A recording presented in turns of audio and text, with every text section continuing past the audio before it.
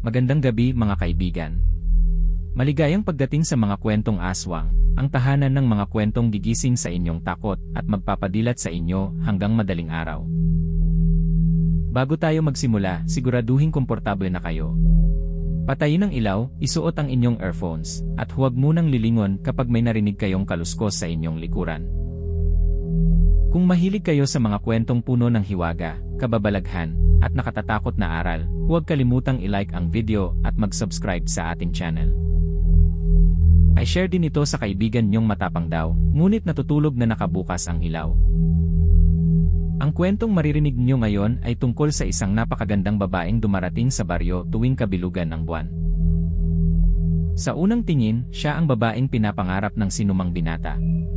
Malambing ang boses, mabango ang buhok, at kayang hulaan ang lihim na pagnanasa ng sinumang tumingin sa kanyang mga mata.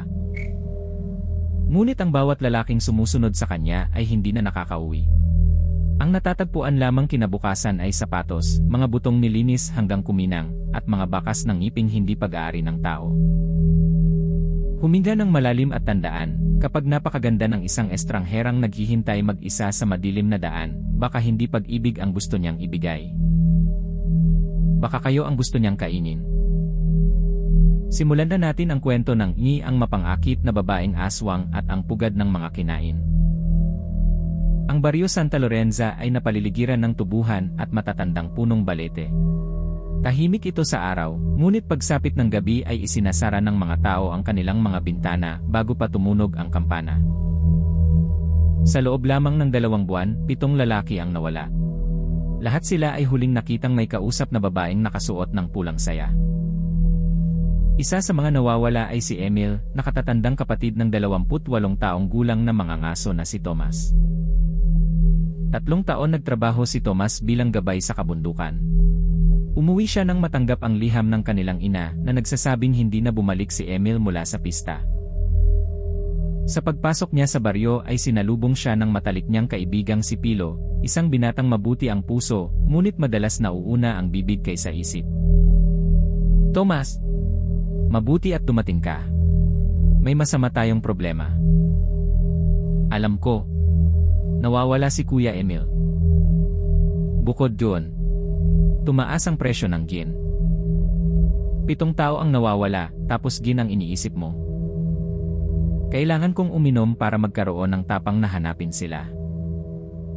At kapag nalasing ka, hindi ko na maaalalang natatakot ako. Napailing si Tomas, ngunit niyakap niya ang kaibigan. Si Pilo ang huling taong nakakita kay Emil noong gabi ng pista. Sabihin mo sa akin ang lahat ng nakita mo. May babaeng lumapit sa kuya mo. Napakaganda. Mahaba ang buhok, maputi ang balat, at ang mga mata ay parang bagong lutong leche flan. Ano ang hitsura ng matang parang leche flan? Matamis tingnan. Lasing ka noon, hindi ba? Kaunti lang. Nakakakita pa ako ng 2 sa bawat tao. Ayon kay Pilo, nakita niyang sumunod si Emil sa babae, patungo sa lumang asukarera sa kabilang dulo ng tubuhan. Hinabol niya sana ang 2, ngunit may narinig siyang umiiyak na sanggol sa kanal. Nang silipin niya yon, isang malaking palaka lamang ang nakita niya. Hindi ordinaryong palaka yon. Tinitigan ako na parang may utang ako. Baka ikaw talaga ang may utang. 2 piso lang. Hindi dahilan yon para umiyak na parang sanggol. Dinala ni Pilo si Tomas sa lugar kung saan niya huling nakita si Emil. Sa putik ay may lumang kwintas na yari sa ngipin ng usa. Pag-ari iyon ni Emil. Sa tabi nito ay may bahid ng tuyong dugo at isang pulang talulot na hindi tumutubo saan man sa baryo. Hindi kusang sumama si kuya. May mahikang ginamit sa kanya. Paano mo nalaman? Walang bakas ng paa ng babae. Kay kuya lang ang narito. Baka binuhat siya ng kuya mo. Kung binuhat siya, dapat may mas malalim na bakas. Baka magaan siya. Pilo, minsan gusto kong malaman kung saan mo itinatago ang isip mo. Ligtas iyon. Hindi ko rin mahanap. Pumunta sila sa bahay ni Aling Sela, pinakamatandang hilot sa Santa Lorenza. Pagkakita sa pulang talulot ay agad niyang isinara ang pinto. Bumalik na siya. Kilala ninyo ang babae. Ang pangalan niya ay Serafina. Ngunit hindi iyon ang unang pangalan niya at hindi rin iyan ang una niyang mukha. Inilabas ni Aling Sela ang isang larawan na halos 50 taon na ang tanda. Sa litrato ay may babaeng nakasuot ng pulang saya. Ang mukha nito ay kaparehong-kapareho ng babaeng inilarawan ni Pilo. Baka anak niya. Siya mismo iyan. Maganda pala ang kinakain niya. Hindi siya tumatanda. Tao ang kinakain niya. Kaya pala mahal. Pilo, tumahimik ka muna. Ipinaliwanag ni Aling Sela na si Serafina ay isang uri ng mandurugo na tinatawag na silangga. Hindi lamang dugo ang kinakain nito kundi laman, alaala at kabataan ng biktima. Una kanyang paaalalahanan sa isang taong minahal mo. Susunod, ipapakita niya ang pinakagusto mong marinig. Kapag isinuko mo ang pangalan mo, makokontrol na niya ang mga paa at isip mo. Paano siya makikilala? Walang refleksyon ang tunay niyang mukha. Ayaw niya sa asin na hinaluan ng abo ng punong sampalo. At hindi niya kayang tumawid sa lubid na tinalian ng 7 buhol kung hindi siya pahihintulutan. Paano kung sabihin niyang maganda ako? Magsinungaling ka rin at sabihing hindi mo siya gusto. Mas mahirap yata iyon kaysa labanan siya. Binigyan sila ng matanda ng 2 supot ng asin, isang maliit na salamin, at karayom na hinubog mula sa lumang kampana. Ang puso niya ay hindi nasa dibdib. Inililipat niya iyon sa pugad kapag nangangaso. Saan ang pugad? Sa lugar kung saan hindi umaabot ang tilaok ng manok at walang langaw na dumadapo sa bangkay. Bago lumubog ang araw, dinala sila ni Aling Sela sa abandonadong balon sa likod ng lumang sementeryo. Doon natagpuan ang kamiseta ng ika-6 na nawawalang lalaki. Nakabalot ito sa isang putol na kamay na halos wala ng laman. Ang mga daliri ay ginatnat hanggang buto, ngunit nakasuot pa rin sa hinliliit ang singsing na pag-aari ng nawawalang si Nestor. Kung kamay lang ang narito, nasaan ang natitirang bahagi niya? Iniuwi ng silangga. Hindi siya nagsasayang ng pagkaing maaari pang itago. Itinali sa pulsuhan ng kamay ang 7 hibla ng buhok. Iba-iba ang haba, kulay at kapal ng bawat hibla. Buhok ito ng 7 nawawala. Ginagamit niya ang bahagi ng biktima upang gayahin ang kanilang tinig. Habang nasa kanya ang buhok, makapagsasalita siya gamit ang boses nila. Mula sa kailaliman ng balon ay biglang narinig ang boses ni Nestor. Pilo, kaibigan, tulungan mo ako. Buhay pa ako rito. Nestor! Akmang yuyuko si Pilo, ngunit hinablot ni Tomas ang likod ng kanyang damit. Patay o bihag man si Nestor, hindi siya nasa balon. Gusto ka lang nitong palapitin. Pilo, ihulog mo si Tomas. Hahatiin natin ang kayamanang nahanap ko. Hindi si Nestor yan. Paano mo na siguro? Hindi marunong maghati ng kayamanan si Nestor. Isinaboy ni Aling Sela ang abo sa balon. Umalinggaw ang napakalakas na huni at may mahabang dilang humagupit mula sa dilim. Umatras sila bago sila maabot. Sa gilid ng balon ay naiwan ang malagkit na laway na umuusok sa lupa. Alam na niyang hinahanap ninyo siya. Hindi na kayo ang mga ngaso. Kayo na ngayon ang pain. Bumalik sila sa bahay at naghanda. Itinali ni Tomas ang lubid na may 7 buhol sa baywang ni Pilo. Bakit ako ang pain? Dahil madali kang maakit. Hindi naman sa madaling maakit. Marunong lang akong kumilala ng kagandahan. Noong nakaraang buwan, niligawan mo ang babaeng nasa karatula ng sabon. Malinaw ang balat niya. Larawan lamang iyon. Kaya nga hindi kami nagkatuluyan. Binahira ni Aling Sela ng abo at bawang ang batok ni Pilo. Isinabit naman ni Tomas sa ilalim ng damit nito ang maliit na salamin. Kapag tinanong niya ang pangalan mo, magsinungaling ka. Kapag hinawakan ka, huwag mong hahayaang halikan ka. Paano kung magalit siya? Mas mabuti nang magalit kaysa kainin ka. Depende kung gaano kaganda. Kapag bumalik kang walang atay, ako mismo ang sasampal sa natitira mong mukha. Naiintindihan ko na po. Ilang ulit nilang sinanay si Pilo sa huwad na pangalan. Ano ang pangalan mo? Pilo. Mali. Nakalimutan kong magsisinungaling pala ako. Ano ang pangalan mo? Tomas. Huwag pangalan ko. Iyon ang unang naisip ko. Sabihin mong Pilay. Malapit sa tunay mong pangalan para hindi mo malimutan. Pilay. Tandaan ko yan. Hindi alam ni Tomas kung magiging sandata ang pagiging simple ng kaibigan o kung iyon mismo ang magdadala sa kanila sa kapahamakan. Kinagabihan ay nagbantay sina Tomas at Pilo sa tapat ng tanging bahay inuman sa baryo. Bandang alas 11, dumating ang isang babaeng nakasuot ng pulang saya. Kahit maputik ang daan, malinis ang kanyang mga paa at laylayan. Mahaba at makintab ang kanyang buhok. Mapula ang mga labi, at ang bango niya ay parang sampagita na hinaluan ng matamis na alak. Magandang gabi. Magandang ganda po talaga. Gabi ang binati niya, hindi ang sarili niya. Pareho namang totoo. Tumingin si Serafina kay Pilo at mumiti. Agad nanlabo ang mga mata ng binata. Ano ang pangalan mo? Ako si P. Tinapakan ni Tomas ang paa ng kaibigan. Aray. Ako si Pilay. Pilay. Palayaw lang. Malusob po ang paa ko bago tapakan ng kaibigan ko. Inilabas ni Tomas ang maliit na salamin at kunwari ay inayos ang buhok. Sa refleksyon ay nakita niya ang pulang saya, ngunit ang ulo ng babae ay isang bungo na may mahabang dilang nakapulupot sa leeg. At ikaw? Ano ang pangalan mo? Hindi mahalaga. Mahalaga sa akin ang pangalan ng lalaking hinahanap ang kanyang kapatid. Nanigas si Tomas. Lumapit si Serafina at ibinulong ang boses ni Emil sa kanyang tainga. Tomas, tulungan mo ako. Saglit na nagbago ang mukha ng babae. Nakita ni Tomas ang kanyang kapatid, maputla at umiiyak.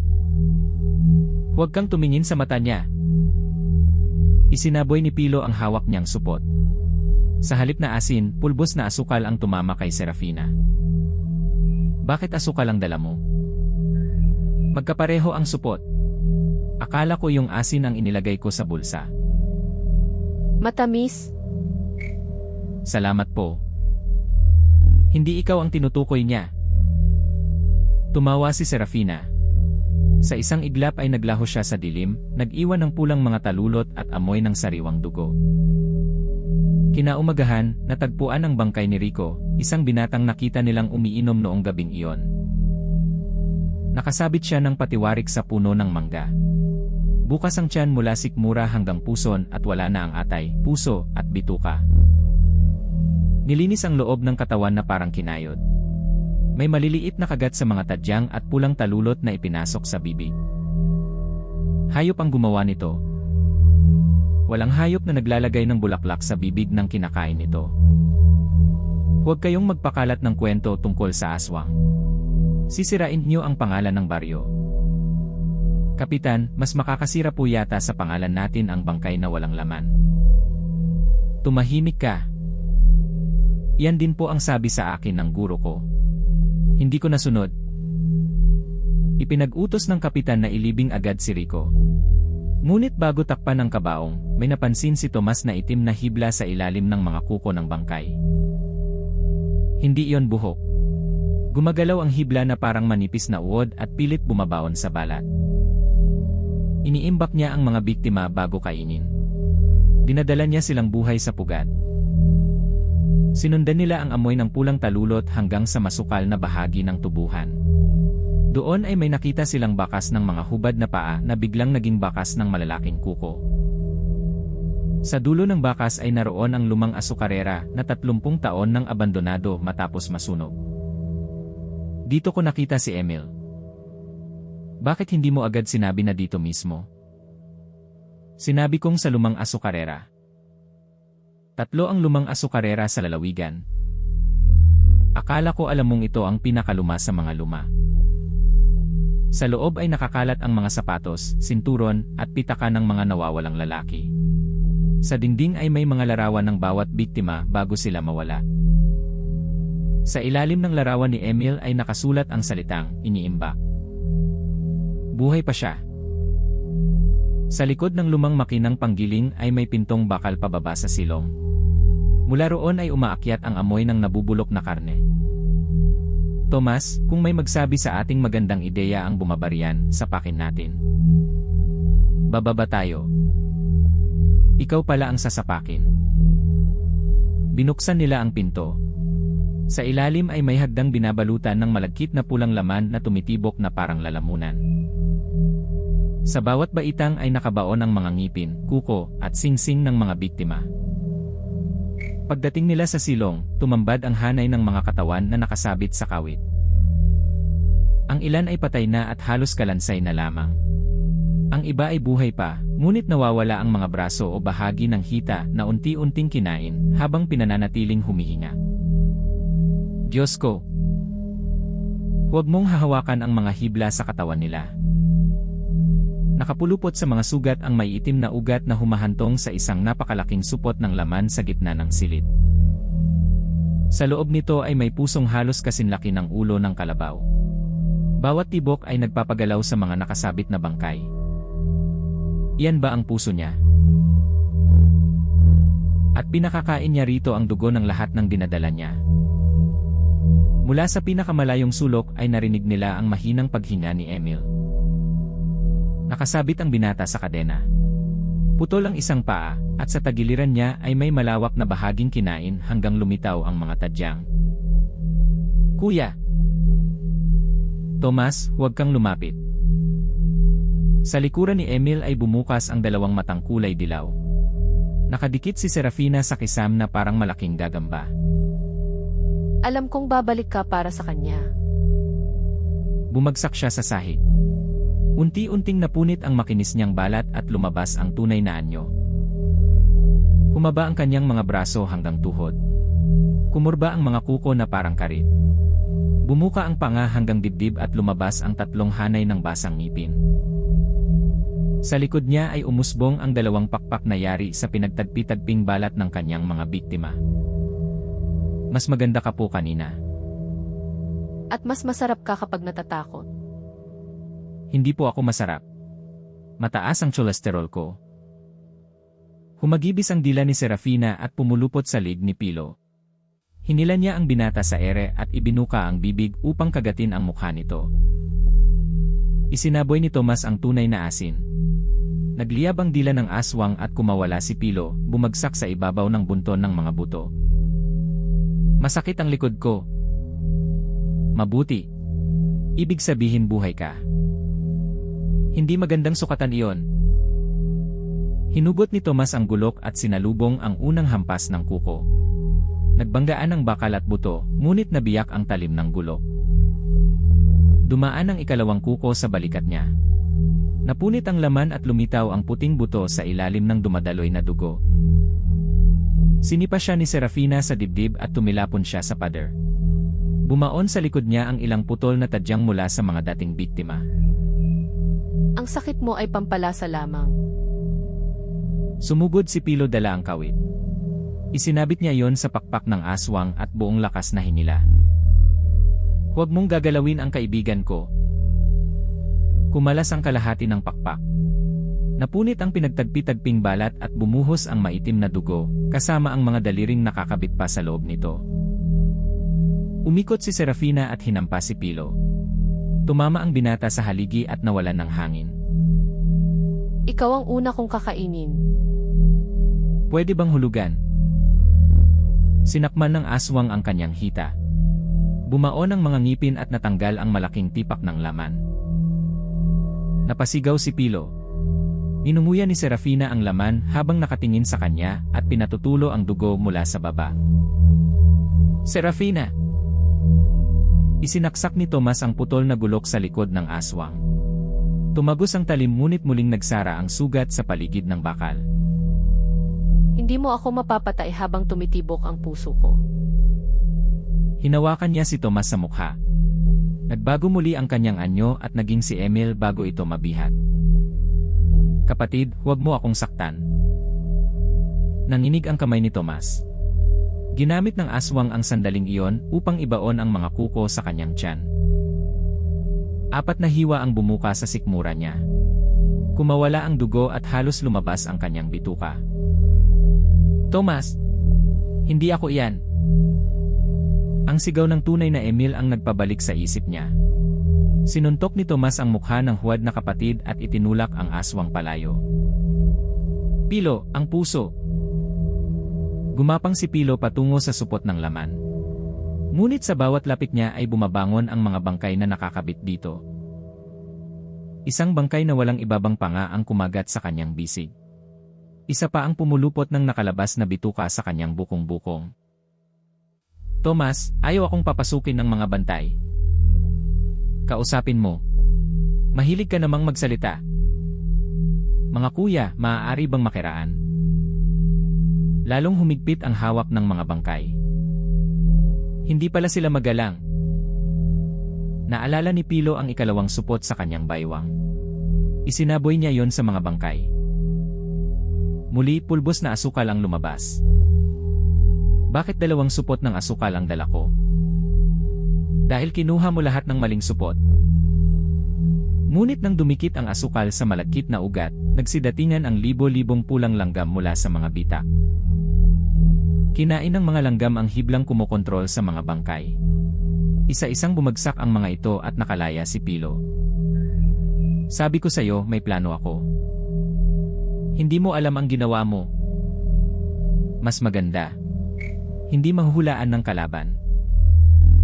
Kinuha ni Pilo ang karayom na yari sa kampana. Inakyat niya ang supot ng laman habang nanginginig ang bawat ugat nito. Napansin niyon ni Serafina. Iniwan niya si Tomas at lumipad patungo sa puso. Humarang si Emil sa pamamagitan ng pagtalon kahit nakagapos. Ibinaon niya ang mga ngipin sa natitirang pakpak ng aswang. Walang utang na loob. Kinain mo ang paa ko. Sa tingin ko bayad na ang utang mo. Pinunit ni Serafina ang kadena at ibinagsak si Emil. Ngunit sapat ang sandaling iyon para maibaon ni Pilo ang karayom sa puso. Umalinggaw ang sigaw ng aswang. Pumutok ang supot at bumaha sa silong ang makapal na dugo at mga piraso ng lamang kalahati ng natunaw. Nahulog si Serafina. Umusok ang kanyang katawan, ngunit hindi pa siya namatay. Ang karayom ay nakasugat lamang sa puso. Kailangang may taong humawak nito habang sinusunog. Pumulupot ang mga ugat sa mga kamay ni Pilo at hinihigop ang dugo niya papasok sa sugatang puso. Tomas, bilisan mo. Para akong straw ng higanteng buko juice. Pinunit ni Tomas ang sariling kamiseta at itinali sa bukas niyang tiyan. Kinuha niya ang lamparang nakasabit sa pader. Sinalubong siya ni Serafina. Kinagat nito ang kanyang bisig at tinanggal ang 2 daliri sa kaliwang kamay. Sa halip na umatras, isinuksok ni Tomas ang lampara sa nakabukang panga ng aswang. Ito ang huling kakainin mo. Ibinagsak niya ang aswang sa sahig at tinapakan ang panga. Nabasag ang lampara sa lalamunan nito at kumalat ang apoy sa loob ng katawan. Nagpagulong-gulong si Serafina habang lumalabas sa mga mata at bibig ang apoy. Pumutok ang tiyan at kumalat ang mga lamang kinain niya, ngunit hindi pa natutunaw. Gumapang pa rin siya patungo sa puso, gamit ang mga daliring natutuklap na ang laman. Hindi ninyo alam kung gaano karaming mukha ang mayroon ako. Hinablot niya ang paa ni Tomas at ibinaon ang mga kuko hanggang buto. Hinila siya patungo sa nagliliyab na katawan. Dumampot si Emil ng naputol na bakal at ibinaon iyon sa lig ng aswang. Lumabas ang dulo sa bibig at napako siya sa sahig. Pilo! Sunugin mo ang puso. Hinugot ni Pilo ang bote ng gin sa kanyang bulsa at ibinuhos sa sugatang puso. Akala ko mahal ang gin. Mas mahal kayong dalawa. Sumenyas si Tomas gamit ang duguang kamay. Kinuha ni Pilo ang nagliliyab na piraso ng pakpak at idinikit sa puso. Biglang nagliyab ang buong pugad. Sabay-sabay na pumutok ang mga ugat at tumalsik ang dugo sa mga dingding. Napunit ang katawan ni Serafina mula dibdib hanggang puson. Lumabas ang mga butong nilamon niya at bumagsak na parang ulan sa sahig. Kumawala mula sa bibig niya ang mga tinig ng lahat ng kinain niyang biktima. Bawat sigaw ay nagtanggal ng isang mukha sa kanyang katawan. Mula sa magandang dalaga ay naging matandang babaeng bulok ang balat.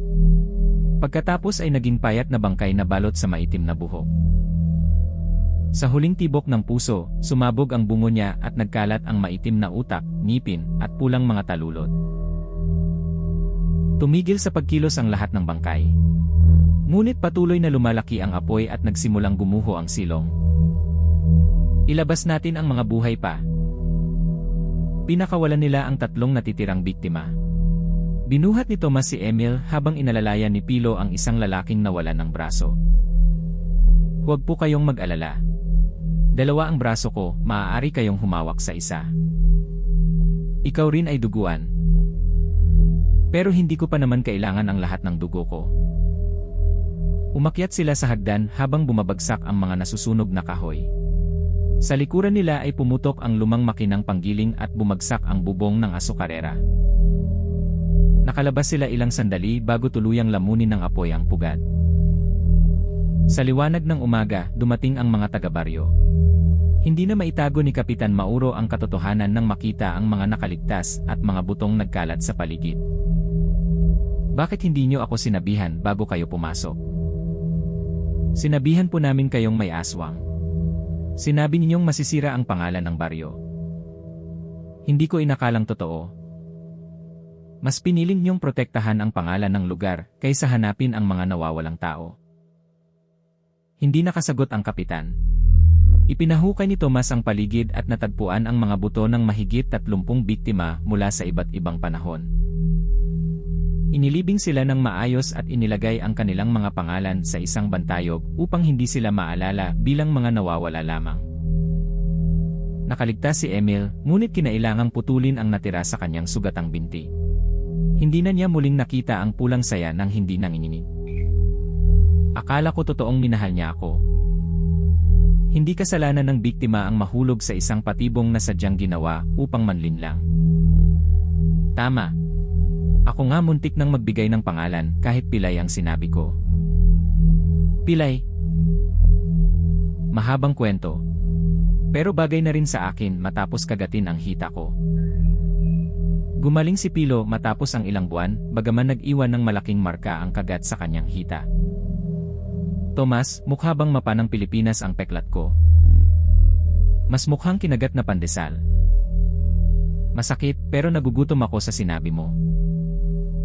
Isang gabi, dinala ni Aling Sela ang maliit na salaming ginamit nila laban kay Serafina. May problema tayo. Sa salamin ay hindi lumilitaw ang refleksyon ni Pilo.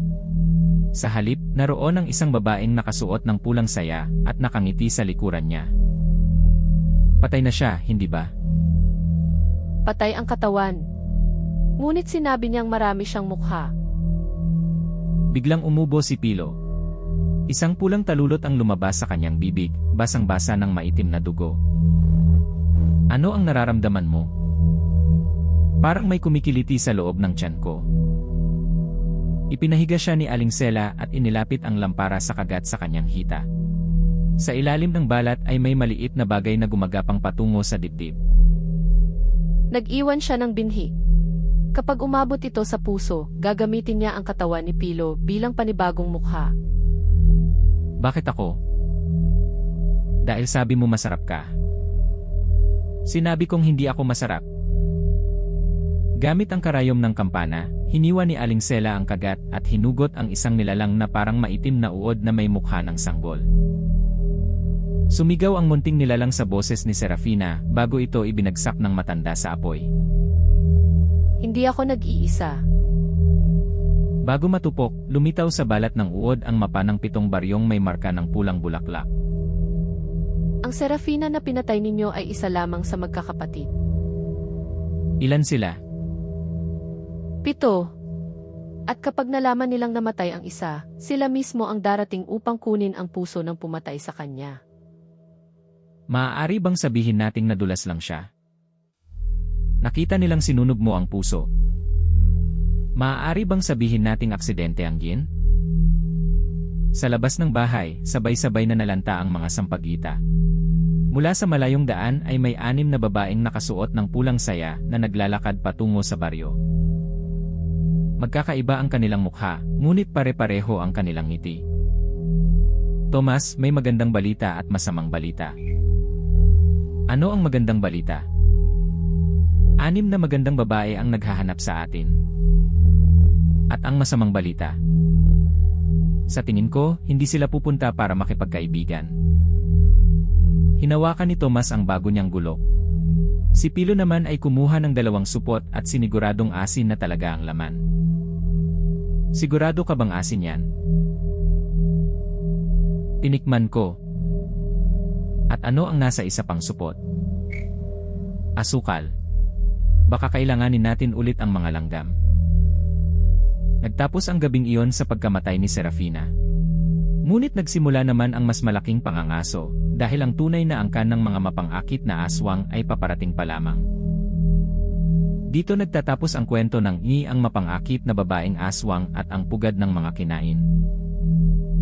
Mga kaibigan, tandaan natin na hindi lahat ng mabait na salita, magandang mukha, o pangakong pag-ibig ay nagmumula sa tapat na hangarin. Ngunit hindi rin kasalanan ng isang biktima ang malinlang ng taong sadyang gumamit ng tiwala, pangungulila, at kahinaan bilang patibong. Kapag may nawawala o humihingi ng tulong, huwag unahin ang pangalan at reputasyon ng lugar. Mas mahalaga ang buhay kaysa sa pagtatago ng katotohanan. At sa oras ng panganib, ang tunay na kaibigan ay hindi nasusukat sa talino o lakas. Nasusukat siya sa tapang na manatili kahit nanginginig, sugatan, at minsan ay maling supot pa ang nadadala. Kung nagustuhan niyo ang kwentong ito, huwag kalimutang i-like ang video, mag-subscribe, at pindutin ang notification bell para sa mga susunod nating kwentong kababalaghan. I-share din ito sa kaibigan niyong madaling maakit kapag may magandang estrangherang ngumiti sa kanya. At kapag may nakilala kayong babaeng hindi lumilitaw sa salamin, huwag ibibigay ang inyong pangalan, huwag susundan sa tubuhan, at huwag tatanggap ng pulang bulaklak. Dahil maaaring hindi puso ninyo ang gusto niyang mahalin. Maaaring puso ninyo ang gusto niyang nguyain habang mainit pa. Magandang gabi mga kaibigan. Hanggang sa susunod na kwento, at tandaan, ang pinakamapanganib na halimaw ay yaong marunong munang magmukhang pangarap.